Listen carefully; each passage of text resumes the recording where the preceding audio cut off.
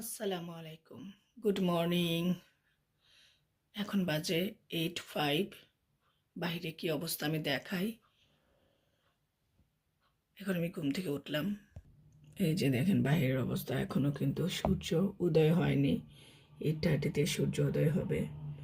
আকসার জবে চলে গিয়েছে আমাদের পার্কিং স্লটে, কার নাই।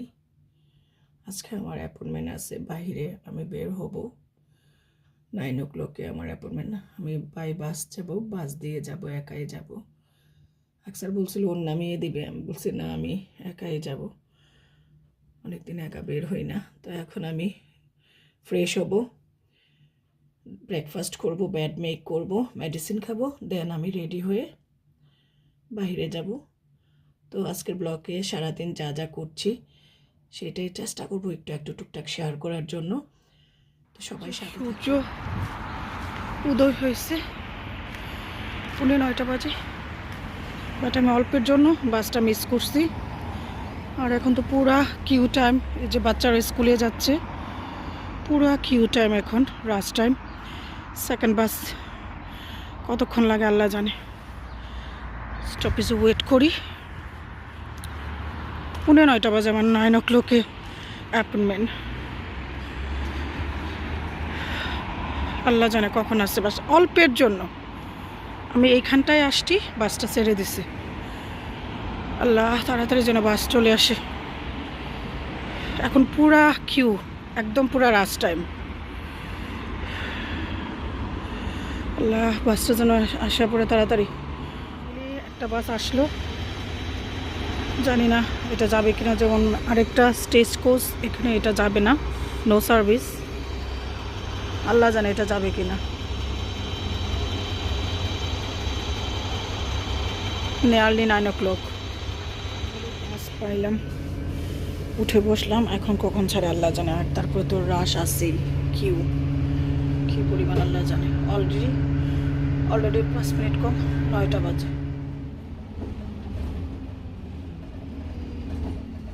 সেদিন আমি বিশেষ করে গিয়েছিলাম ফুড অ্যান্ড হাইজিনের একটা কোর্সের জন্য। এটার সময় ছিল 3.5 ঘন্টা কোর্সের সময়। কোর্সের পরে সেদিনই তারা একটা এক্সাম নেয়, সেই এক্সাম ছিল 40 মিনিটের। আর যখন এক্সাম হলে কোর্স শেষ করে এক্সামের জন্য ঢুকি, ও মাই গুডনেস, মনে হচ্ছে যেন আমরা বাংলাদেশে যেভাবে ম্যাট্রিক পরীক্ষা দিয়েছিলাম সেই রকম পরিবেশ এবং সেই সিস্টেমে আমাদের এক্সাম হয়েছে। এক্সামের রেজাল্ট এখনও দেয়নি। এক্সামের রেজাল্ট দিতে 3 উইক্সের মতো সময় লাগবে। ইনশাল্লাহ পাশ করি আর ফেল করি সেটা অবশ্যই জানাবো। শেষ করলাম, আমার যেই কাজে এখানে আসছিলাম সেটা ডান। এখন আকসার জন্য ওয়েট করতেছি, আকসার আসলে বের হব।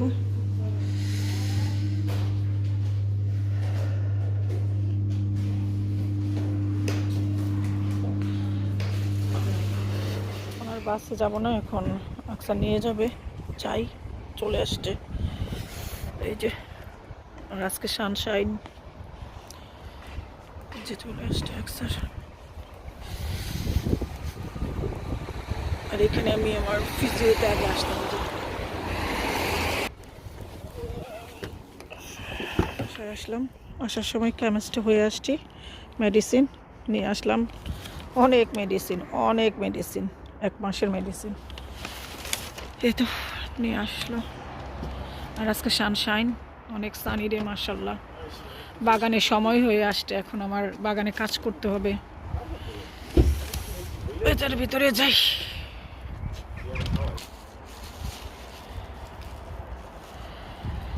আগের দিন তো রান্না করে রাখছি, যেহেতু আজকে আমি সারাদিন বাইরে থাকবো। ভিতরে ঢুকি। দেখলেন তো বাসায় আসলাম কোর্স থেকে, যে কাজে বাহিরে গিয়েছিলাম। সকালে উঠেই রাশ করে গেলাম, এসে তো ওইখান থেকে একটাই বাসায় আসলাম।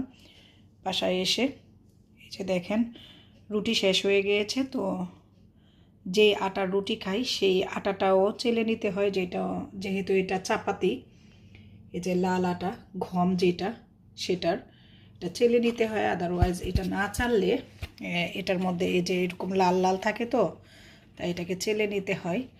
তো এটাকে চেলে নিচ্ছি, যেহেতু চালা আটা শেষ। আর কোন আটাটা আমরা খাই সেটা দেখাই। এই যে এলিফ্যান্ট আটা, এটা হচ্ছে চাপাতি। এটা আমরা খাই, এটা আমরা লন্ডন থেকেই খাইতাম।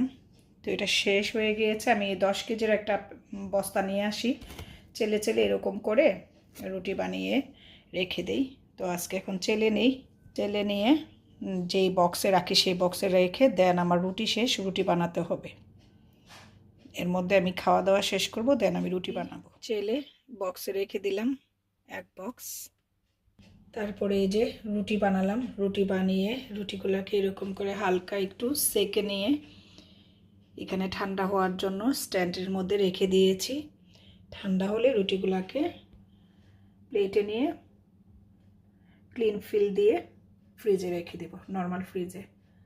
যখন প্রয়োজন হবে তখন ভেজে নেব। এখানে 24 রুটি, 24টা রুটি বানানো হয়েছে। এই যে নিচেও আছে অনেক।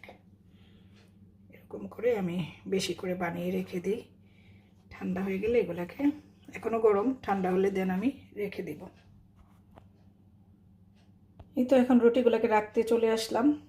রুটি বানানো শেষ। আগের একটা রুটি ছিল, আগের বানানো, এই যে একটা, এটা নিয়ে 25 হবে, 25টা হবে। এখন রুটিগুলো সব একটা একটা করে রেখে দিব।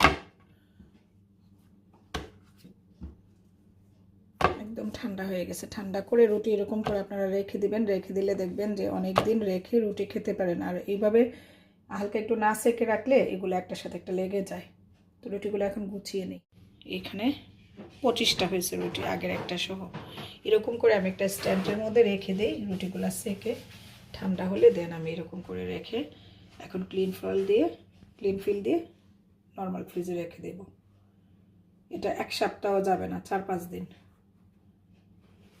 তারপরে দুটা রোস্টেড চিকেন আনা হয়েছে, সেগুলোকে কেটে ডিপ ফ্রিজে রাখবো। 3টা।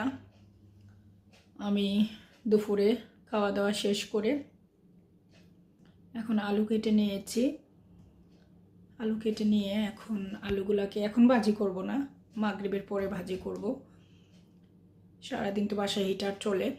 আর এখন যদি আমি উইন্ডো ওপেন করে করতে চাই, আলু ভাজি করতে চাই, পুরা বাসা একদম ঠান্ডা হয়ে যাবে। তো মাগরিবের পরে আমি আলুটা ভাজি করব। কিছুক্ষণের মধ্যে মাগরিবের সময় হয়ে যাবে। 4:15 এখন মাগরিব। যেহেতু বেলা একটু বড় হয়েছে, ডেলাইট সানটা একটু বিগ হয়েছে, বড় হয়েছে, তাই 4:15 মাগরিব হয়। মাগরিবের পরে আমি হিটার আবার অন করে দিব, তখন আলু ভাজিটা করে নিব। এর মধ্যে আমি আলু ভাজিটাকে কেটে নিয়েছি, কুচি করে কেটে ভালো করে পানিতে ভিজিয়ে রেখেছিলাম, ঠান্ডা পানিতে। দেন এগুলোকে পানি ছেঁকে নিয়েছি। এই যে আলুগুলোকে কুচি করে কেটে পানিতে ভিজিয়ে রেখেছিলাম ঠান্ডা পানিতে। পানি থেকে এখন ছেঁকে এরকম একটা ঝাঁঝরির মধ্যে রেখে দিয়েছি। এই যে পানিগুলো নিগড়ে পড়ে যাচ্ছে, যে ল্যাপটপের পানিটা ছিল। এতে করে আলু ভাজিটা ঝরঝরে হবে নেক্সট ডে, মানে কালকে সকালে রুটি দিয়ে আলু ভাজি খাওয়ার জন্য। আর এরই মধ্যে আকসার কিছুক্ষণ হলো আসর নামাজ পড়ে জবে চলে গেল।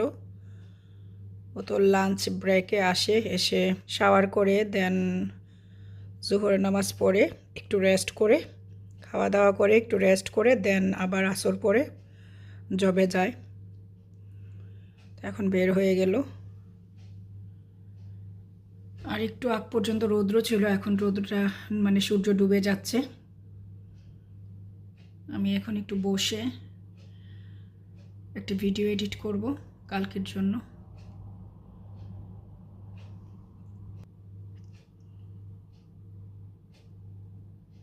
মাগরিবের পর আমি চলে আসলাম আলু ভাজিটা করে রাখার জন্য, সকালে উঠে যেন আর আমার ঝামেলা না লাগে। আলু ভাজিটা করা থাকলে সকালে ব্রেকফাস্টে ইজি হবে। যেহেতু আমি দুপুরবেলায় রান্না শেষ করে রুটি বানিয়ে রেখেছিলাম, এখন আমি আলু ভাজিটা করে নিচ্ছি। আলু ভাজিতে আমি কোনো প্রকার দেই না, হলুদ দিই না, শুধু আদা রসুনের, এই যে আদা রসুনের পেস্ট, কাঁচামরিচ দিয়েই করি, পেঁয়াজ কাঁচামরিচ আর আদা রসুনের পেস্ট, দ্যাটস ইট।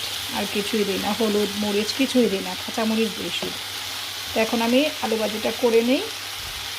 আজকের আলু ভাজিটা করতেছি আমি আলুর খোসাটাকে ছাড়িয়ে নিয়েছি, নিয়ে করতেছি। আর এই আলু ভাজিটা খেতে একদমই বাংলাদেশে আলু ভাজির মতো হয়, তবে এই আলুটা ভালো করে দেখে খুঁজে নিতে হয় কোন আলু দিয়ে একদম বাংলাদেশের আলু ভাজির মতো হয়। আর এখানকার আলুগুলো একদম সফট থাকে, আলু ভাজি করলে একদম আলু ভর্তার মতো হয়ে যায়। তো তার জন্য আমি অনেক খুঁজে খুঁজে আলু একটা বের করেছি, যে আলুটা দিয়ে আলু ভাজি করলে একদম বাংলাদেশের একদম মানে একটার সাথে একটা লেগে না থাকা মানে ঝরঝরা আলু ভাজি হয়, সেই রকম আলু ভাজি করি। তো ঠিক আছে, আলু ভাজিটা করে নিয়ে আমি এর মধ্যে ধনিয়া পাতা ছিটিয়ে দিব। সকালে ইনশাল্লাহ আলু ভাজি দিয়ে নাস্তা খাওয়াবো, আল্লাহ যদি বাঁচিয়ে রাখে। তো এখন ক্যামেরাটা অফ করে দিচ্ছি। ও আরেকটা কথা, এটা নামানোর আগে আমি এর মধ্যে 5 ফোড়নের গুঁড়ো দিব।